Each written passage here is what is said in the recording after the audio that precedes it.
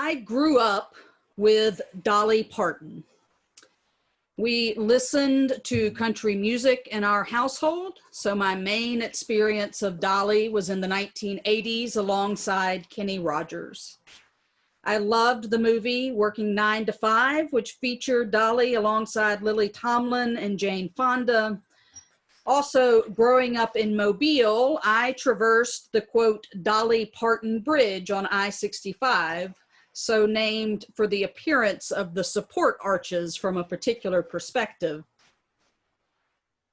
This year, a podcast was released called Dolly Parton's America, and it takes its name from a class that's actually taught at the University of Tennessee. The course looks at the complicated history of Appalachia and how that is intertwined with the life and career of Dolly Parton. Her career spans decades as a singer, songwriter, actress in both TV and movies, author, executive producer, and an amusement park owner. She has been praised for her philanthropy and her music and has been criticized for her looks and plastic surgery and dismissed as a dumb blonde because of her hair and rural upbringing. One of Dolly's most well-known and most well-loved songs is called Coat of Many Colors. It tells the story of Dolly's mother making her a coat out of scrap cloth or rags while telling Dolly the story of Joseph and the coat that his father gave to him.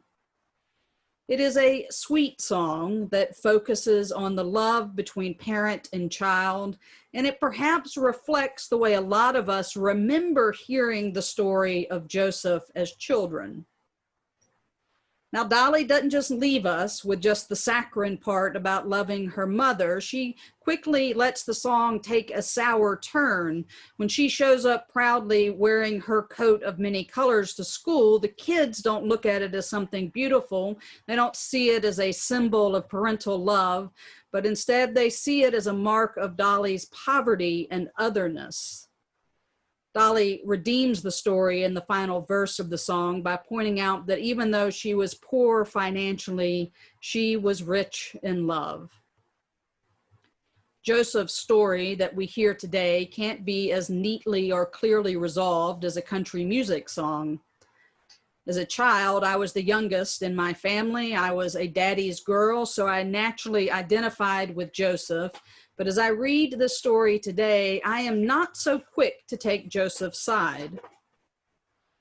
All this summer, we have been reading the stories of the founding of Israel, God's people.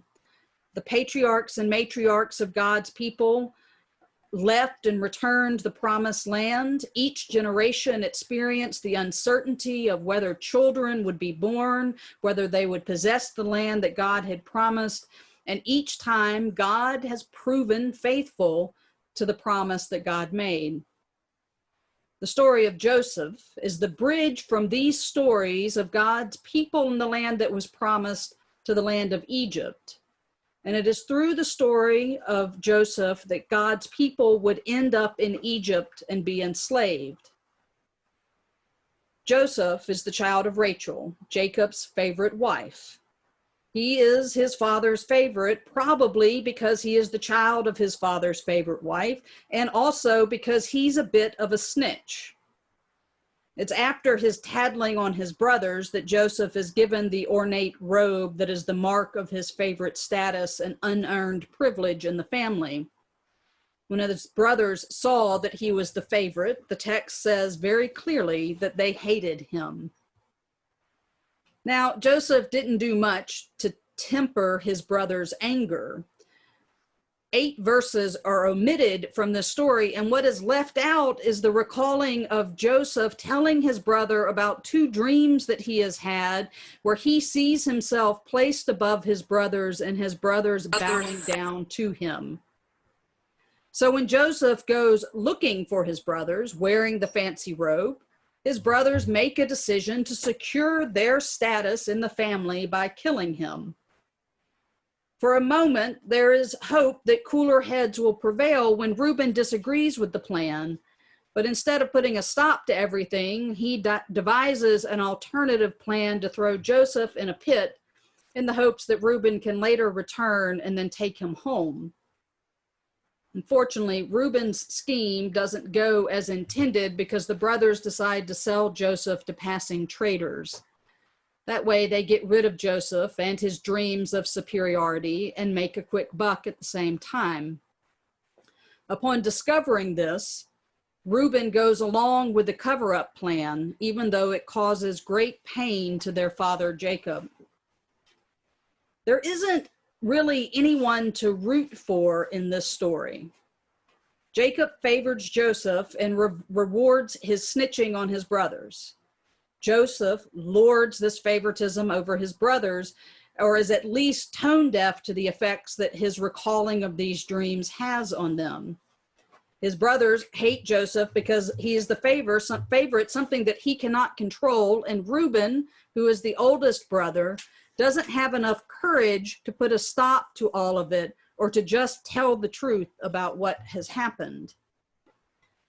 It's not such a sweet children's story, and I no longer identify with Joseph. I can identify with the jealousy of the brothers, the anger of watching someone getting something unearned and undeserved. And as uncomfortable as it makes me, I really identify with Reuben, the guy that is stuck in the middle trying to make the best out of the situation. In reading this story for today, I was struck by the fact that God is missing from this whole portion of Joseph's life. And the whole thing is certainly a mess. Maybe what we learn from this story is that when we are so focused on our position, wrapped up in the fear of losing that position, we make a mess of things.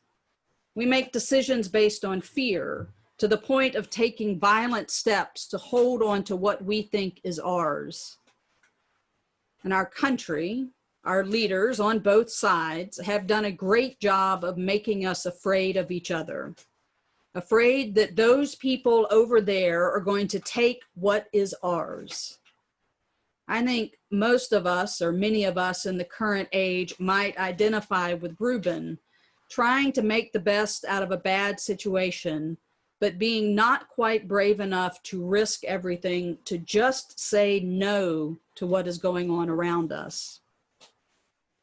In the class taught at the University of Tennessee, students write a paper answering the question, "What is Dolly Parton's America?"